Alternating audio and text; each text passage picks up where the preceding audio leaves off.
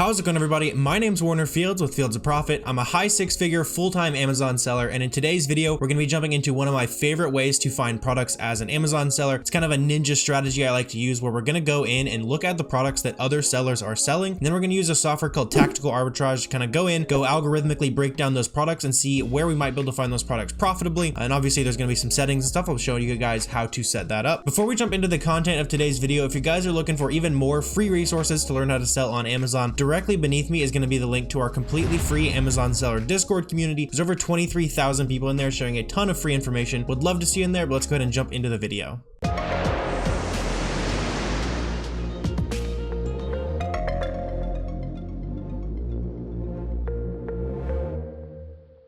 All right, so as I mentioned in today's video, we're going to be jumping into Tactical Arbitrage. If you're brand new to this software, basically what it does is it gives us a bunch of different ways that we can go ahead and plug in UPC numbers, ASINs, which is Amazon's word for a UPC, a barcode. We can also go ahead and plug in other sellers' storefronts and websites. And it's going to try to find those products cheap enough from other websites in order for us to flip those products on Amazon. So one of my favorite ways to use this tool is to target other sellers who we know are selling products on an arbitrage basis. So in my last video, we talked about this item here, and we identified this item as a profitable product. So if you wanted to replicate this strategy, you could start from this very product right here. Another good place to start is brands like Great Value, Nike, Under Armour, like a bunch of those brands that have just a bunch of arbitrage sellers on it, which means typically you can't get big national wholesale accounts with those brands like Great Value, like Nike. So there's going to be pretty much exclusively arbitrage sellers on this. And in this case, this listing is something we definitely know is an arbitrage basis. We found this as a good product to sell with. We were sourcing it from like Academy, something like that. We're going to make about $6 on this. So I wouldn't go out and go buy this item just because I'm putting this item in a video, but you absolutely can use the strategy that I'm about to show you, where we are simply going to go in and look at what the other sellers on this listing are selling. So for example, I'll go ahead and pull up the other sellers on this listing. And now we're looking for sellers who are both selling on an FBA basis. So it'll say ships from Amazon. The reason I'm trying to find those sellers is because that's the person I'm competing with. I'm not competing with guys like this who are doing a merchant fulfilling, which is where you're shipping it directly from you to the customer. So I want to find stores that are most similar to mine so that I could potentially find products that are going to be a good fit for my personal Amazon business. So in this case, this guy right here is kind of sticking out to me. They have 404 ratings. So they're doing pretty decent volume, but they're all on this listings that is an arbitrage basis item. So we know they're going to have at least some items in their store that they're buying on an arbitrage basis. So we can go ahead and pull them up. We could also go ahead and pull this guy up right here. They've got close to 100 ratings fulfilled by Amazon on a product we know they're selling on an arbitrage basis. Again, there's going to be some stuff on their storefront. We can probably figure out where they're getting it from. So after that, we're going to go ahead and pull up as many stores as you see fit. I'm going to go ahead and jump into this storefront right here. It looks like they actually only have 6 products right now. So either they stopped selling on Amazon or these products are doing massive volume. One thing we can do to check that. Yeah, it looks like they don't really sell on Amazon anymore. You can see over the last 12 months, they have no feedback. It's kind of interesting. I don't see that very often. So let's go ahead and go off this guy. It's probably a better example because they're going to have some more products that are actively good products. As we can see here, they are actively selling on Amazon. They've got 311 potential products that we can go ahead and look at here. So if you wanted to, and this is something I teach all the time, you could use tools like Keepa and SellerAmp, dive into other seller storefronts manually, and that is an awesome way to do it. And you're probably going to find a little bit of the harder to find products, but there's also going to be a case where,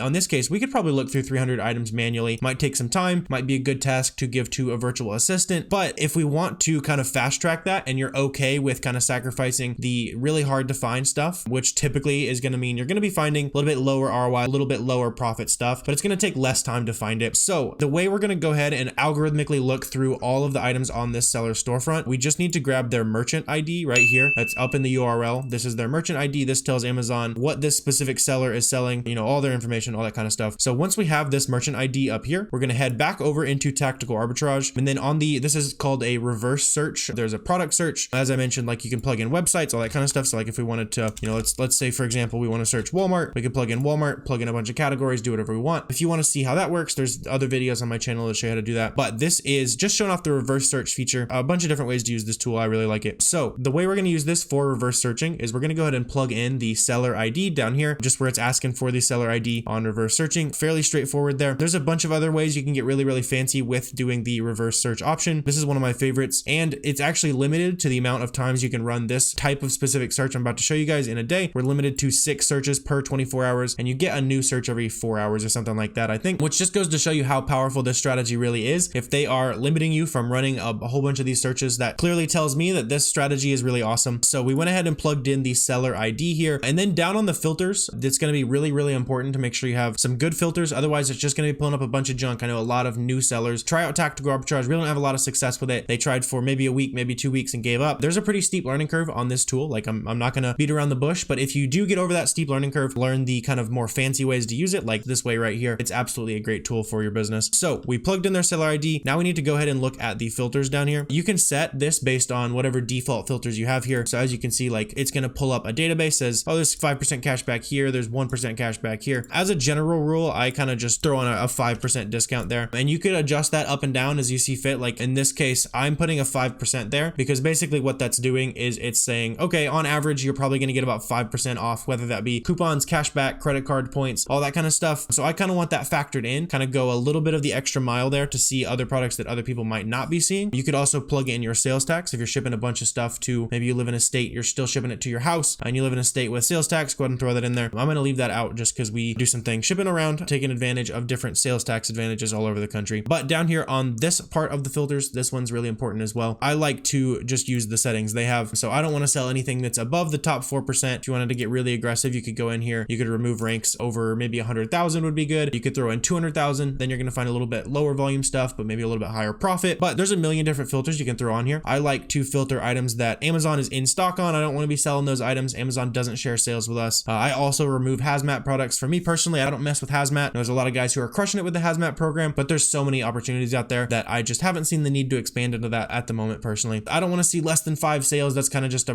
very rough estimate. Again, I kind of keep my filters kind of more broad because I'm fairly good at looking through the data and knowing exactly what's good, what isn't, just kind of a brief eyeball. But if you're a brand new seller, you might get a little bit more strict with your filters, find items that you know you can be more confident in, but that's up to your own, your own decision there if you want to get really strict with it. The looser you get with your filters, the more junk you're going to find, but the more kind of hidden gems you're more likely to find as well. So there's definitely a trade-off there. Ratings and reviews, I look for at least 3 on both of those. I don't want it to have like 2 stars, it's getting returned all the time. And just having 3 ratings or more is just a little bit of social proof that helps those listings sell a little bit faster. In terms of Amazon price, I like to sell items that are between $9 and $200. Cheaper than that, really difficult to make a profit. More expensive than that, and it becomes really expensive returns. There's a filter over here where we can filter out if Amazon's been in stock. We could filter that out if we want to do maybe 25% or more over the last 30 days. That's something I'll throw on there every now and then. You can also go ahead and bake in all your cost of prep. For my gross profit here, I'll go ahead and throw in $3 profit and 35% ROI. I'm hiding that there for a second, but 35% ROI and 15% gross margin, kind of the bare minimum I'm trying to look for usually. For these kind of reverse searches, if you're not really finding much, something I've found is maybe lowering these standards here to $2 and 20%, and then kind of trying to manufacture your margin on the back end. Because reverse searches, we're not able to plug in coupons and all that kind of stuff like up here at the top blank. I would take advantage of the coupon boxes when I'm doing a regular product search where I'm searching a website like Walgreens, VitaCost, whatever. I would be able to plug in those coupons. So here I might set my thresholds a little bit lower and then try to see if I can find those products on websites that are able to find coupons. Again, just another way I kind of cast my net a little wider so I can find a little bit more varied opportunities here. But that's pretty much it. You can get as fancy as you want with the filters. That's kind of what I do. I want to see a lot of different things. So after that, all you got to do is just click search, and then it's just going to go ahead and take a second to load up there. It's going to find their ASINs and it's going to start searching through those ASINs. And basically what it's going to do now is it's going to find that ASIN. It's going to find the picture, the title, the UPC, all that kind of stuff. And it's going to try to reference as many different websites as possible and see where the cheapest option might be and see if that option is profitable. All right, so I let that search run for a second. I've also got some other data we can go ahead and look through here just for the sake of the video, see if we can find anything good right off the bat here. So basically there's a couple things I'm looking for when I'm looking through tactical arbitrage searches. The number one thing is price consistency. So on this item right here, I really like this flat line and this one right here as well, where the prices aren't moving too much up and down. We want to see price stability, and I also want to see stability in the green sales rank chart right here. That's going to show me that the item is selling consistently and it's selling for a consistent price. So I know that I'm going to be safe investing in an item like that. So like I said, I'm just going to be scrolling through here. Let's see if we can find something right off the bat here. We're just going to start clicking through to some of these items and see what we've got. So it looks like this one is for sale on Amazon. Looks like we're looking at kind of 0.75 ounces. It is $29. I'm not ungated at the moment, but I could probably apply and probably get auto ungated. Been selling on Amazon for quite a while. So over here on Target, it looks like this product is unfortunately was finding the 0.25 ounce variation of this for $13. We're really trying to get the 0.75 ounces, which is basically the same price as it was on Amazon. You're going to find a lot of that with tactical arbitrage. That's just the nature of the beast. So it's our goal to get through those junk leads as fast as possible. We know what a good lead looks like pretty quick. The real skill comes with being able to get through the bad leads as fast as possible. So let's go ahead and kind of eyeball this one. Looks to be the same item to me. I might be restricted in this one as well, but we can see what else we can see. Probably get on auto ungated in this as well. We can go ahead and poke through here. Not sure what the source website is on this one. Oh, I've bought from here. This is a trustworthy website. It looks like it's out of stock at the moment though. Selling for 23 bucks, 25 bucks. So there's not really a lot of profit there anyway. So we're going to keep on hunting here.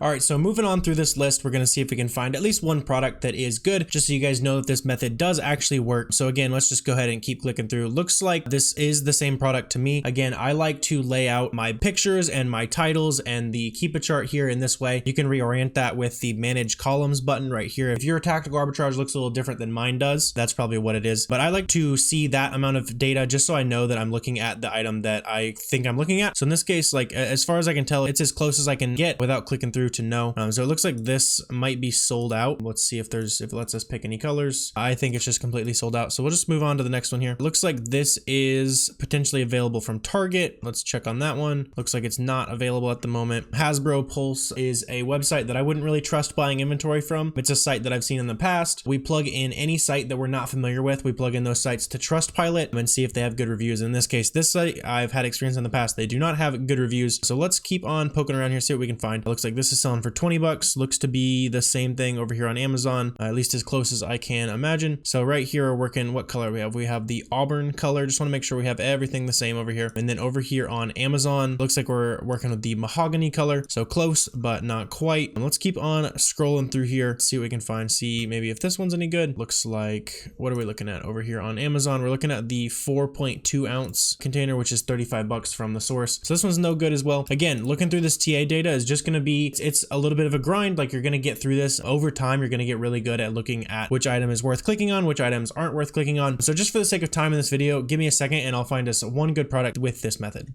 All right, I am back with a lead that I think looks pretty promising, and just for transparency's sake, I added a couple new storefronts, the storefronts that we had plugged in there. There wasn't really anything that was coming up, so I had to plug in a couple new storefronts. Just wanted to be transparent with you guys, tell you how actually efficient this sourcing method is. So we did find this product here that is selling on Walgreens.com. Looks like it's $2.69 each, plus right now we're getting 15% off on these right here. So our true cost on these is about $7. And then looking over here on Amazon at the Amazon listing for this product, over the last 30 days or so, it looks like the price has been fairly chaotic, but chaotic in a way that we're pretty much going to make money here. So the lowest it's been is about $18.50. So let's see what that looks like right around here. That's still a $2.89 profit, 41% ROI. So pretty decent item there. So if we go and look at the 30-day average buy box here, it looks like we're running at about $4.47 profit, 63% ROI. So it gets even better here. And if we zoom out a little bit further and look at the 90-day average, this item becomes 100%